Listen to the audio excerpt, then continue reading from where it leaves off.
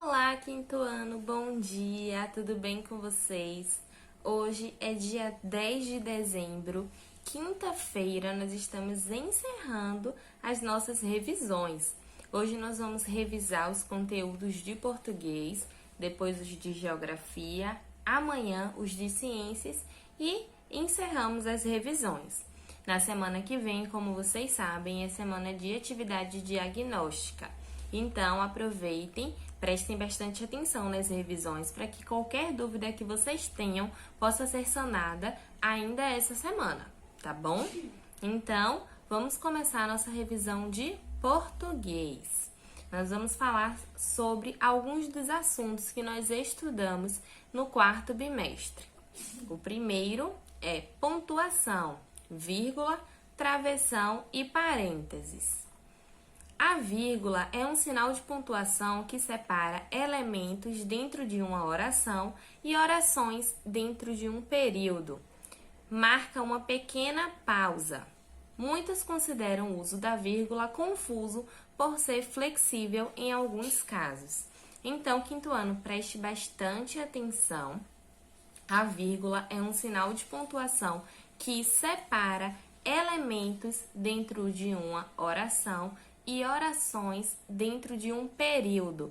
Ela marca uma pequena pausa.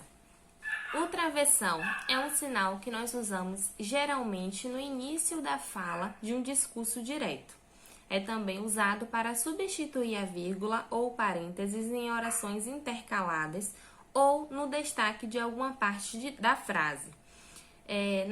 Na maioria dos casos, nós utilizamos o travessão quando nós estamos escrevendo um texto e nós vamos colocar a fala de algum personagem. Não é verdade? Nós usamos o travessão antes da fala do personagem, tá bom?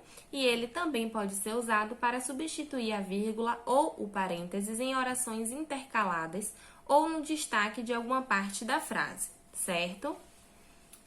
Temos também os parênteses. Os parênteses são sinais de pontuação que marcam o momento intercalado no texto, onde há acréscimo de informação acessória. E o que é informação acessória, Pro? É aquilo que segue ou acompanha o principal, que é menos importante. Então, onde há acréscimo de informação acessória, nós utilizamos os parênteses, certo?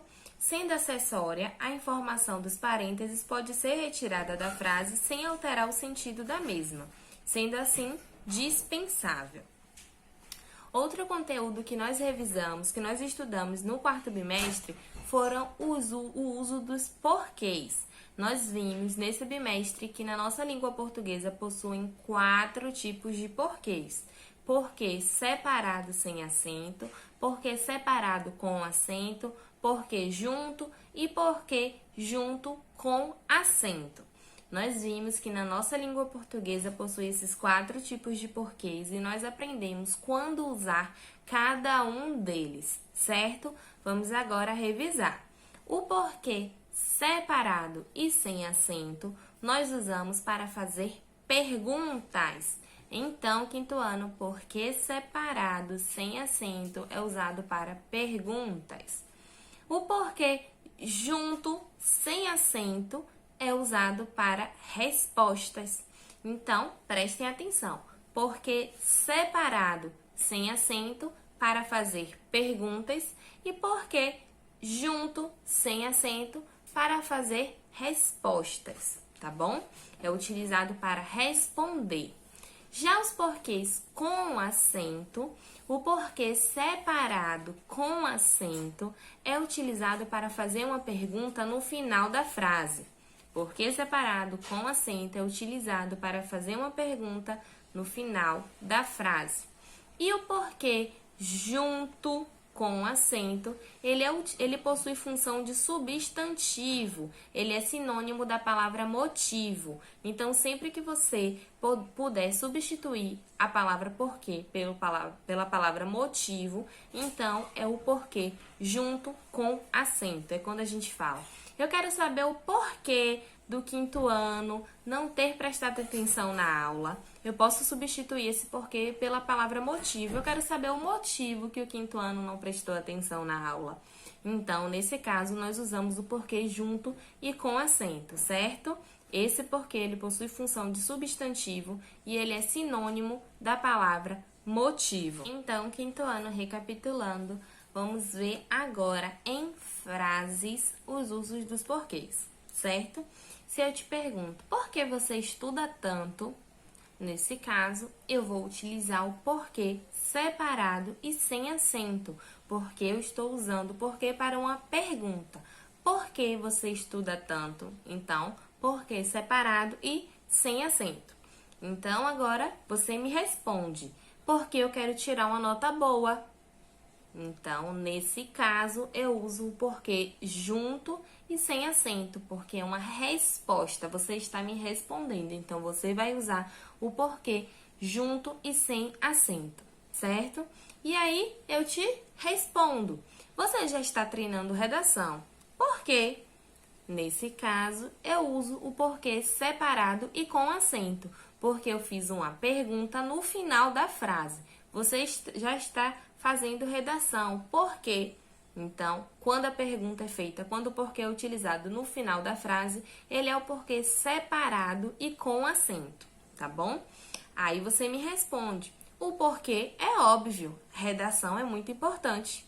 Esse tipo de porquê é o porquê junto e com acento. Perceba que ele possui função de substantivo e a gente também pode substituir ele pela palavra motivo. Você me respondeu. O porquê é óbvio, redação é muito importante. Você poderia falar, o motivo é óbvio, redação é muito importante. Tem o mesmo significado, então são palavras sinônimas e nesse caso você pode usar o porquê junto e com acento. Certo, quinto ano? Então, em um diálogo, nós vimos como e quando utilizar os 4 tipos de porquês, certo? Então, vocês já sabem o uso dos porquês, já sabem que são 4, já sabe cada um deles, já sabe quando usar, então não quero ninguém errando, certo?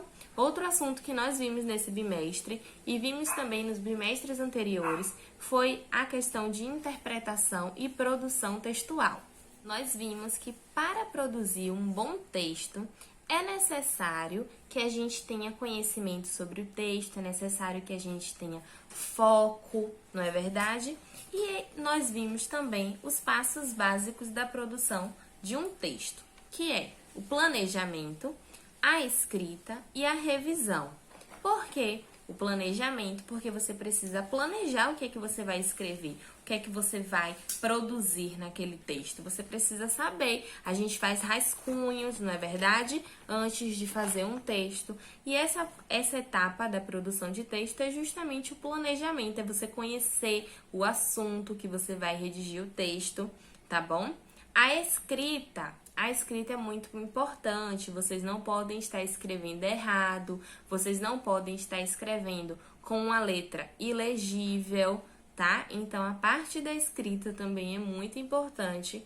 E tem a parte da revisão, que é a parte em que você vai estar lendo o seu texto, dando uma recapitulada nele, verificando se tem algo escrito errado ou se ficou faltando alguma frase, se seu texto está realmente compreensível, tá bom? Então, esses são os três passos básicos, bem básicos mesmo, para você produzir um bom texto, certo? E como começar? Para você iniciar sua produção de texto, você deve entender o tema e o propósito comunicativo. Como assim, Pro? Por exemplo, eu não posso pedir a vocês para fazer um texto sobre a tabela periódica, por exemplo, porque vocês ainda não estudaram isso, vocês não sabem o que é. Provavelmente no texto de vocês terá informações erradas. Então, se eu peço a vocês para fazer um texto sobre a tabela periódica, antes de fazer o texto, você deve pesquisar sobre o assunto para saber o que é, do que se trata, o que é que envolve, antes de fazer o texto. Então, você precisa entender o tema do seu texto, você precisa conhecer sobre aquele tema, certo? Você precisa conhecer os tipos de texto, nós vamos ver logo logo. Precisa escrever com coerência e coesão, como vocês sabem. Coerência é o sentido do texto, é o seu texto ter lógica, ter um raciocínio lógico, tá bom? E coesão é você redigir o seu texto com o uso de conectivos, para que fique um texto bem alinhado, bem coeso, que não fique apenas linhas soltas, tá bom? Que ele fique um texto realmente conectado. E dominar o código escrito da língua portuguesa. Como assim? Não escrever errado, não abreviar, não usar gírias, tá bom, quinto ano? Se eu pego um texto com gíria ou com abreviação, ai ai. E vamos revisar também os tipos de texto, tá bom? Os principais tipos de texto são textos narrativos, textos descritivos, textos dissertativos e textos explicativos. Os textos narrativos, como o próprio nome já diz, é usado para narrar uma história. Os textos descritivos é usado para apresentar a descrição de alguém ou alguma coisa, como o próprio nome também já diz. É quando você faz um texto descrevendo algo. O texto dissertativo ele é usado para informar o leitor. Ele esclarece o leitor sobre um determinado assunto ou tema. E o texto explicativo é usado para instruir o autor acerca de um processo. Então, quinto ano, revisado sobre esses conteúdos que nós estudamos nesse bimestre, na nossa disciplina de português, eu deixo para vocês a atividade de revisão que está no slide. Então, respondam, façam tudo certinho. Qualquer dúvida é só entrar em contato, tá bom? Então, beijinhos, tchau, tchau e até daqui a pouco para nossa revisão de geografia.